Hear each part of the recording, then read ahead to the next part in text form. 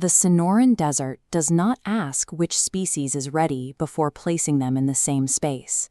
It is an environment made of heat, rock, and sudden, lethal encounters. Here, the western diamondback rattlesnake is a specialized machine. Its anatomy has been refined by 36 million years of evolution into a highly efficient apex predator. Its weapon system is absolute.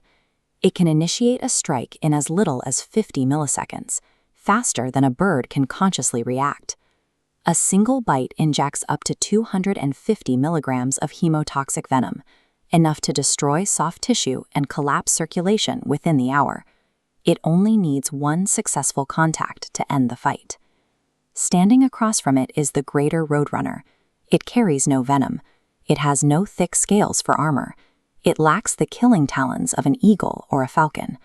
Faced with a predator requiring a fraction of a second to deliver a fatal strike, the unarmed bird does not run. It steps closer. Based on a purely physical analysis of their biology, the roadrunner has already lost. It carries nothing that should allow it to survive a direct engagement with an apex predator, and yet it is the bird that will walk away from this encounter. The roadrunner bridges that biological gap by refusing to engage in a direct brawl. Instead, it forces a war of attrition. This lethality over time chart explains why. The western diamondback is an ambush predator. It can hold a static position for hours, but its muscular system is not built for sustained engagement. As the fight extends into minutes, its available energy drops off a cliff. Every time a strike hits empty air, the snake contracts muscle that cannot fully recover in the desert heat. In a long-form fight, those energy expenditures are a permanent loss. The roadrunner counters this by relying on physical stamina.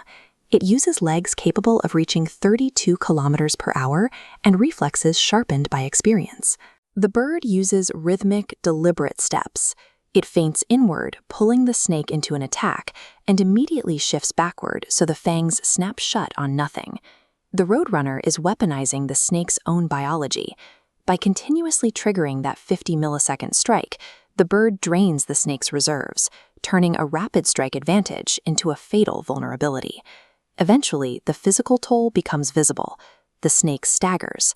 Its muscle tension fails under the relentless rhythm of the bird. The rattlesnake is now depleted. It lacks the energy to retreat, and its primary weapon is effectively useless because it can no longer launch its body forward. Reading the shift, the roadrunner stops the evasive feints. Its movements grow bolder as it prepares for the final offensive. Using its remaining stamina, the roadrunner pins the exhausted snake to the dirt. It applies a final lock with its beak and delivers the strikes that end the encounter. The rattlesnake's strategy relies on a gamble that the fight will end in a fraction of a second. Once that gamble fails, the cumulative energy debt of the following minutes makes its defeat inevitable. But why stay in the fight? The roadrunner has legs that can carry it 32 kilometers per hour. It has the physical ability to sprint away from the snake at any time and find safety elsewhere.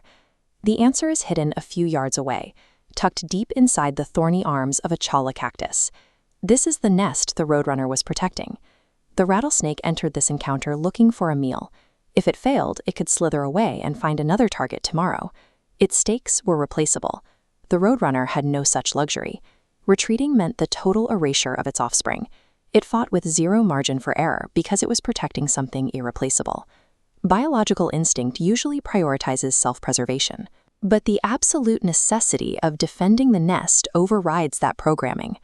The western diamondback carries the faster strike, but the roadrunner carries the higher burden.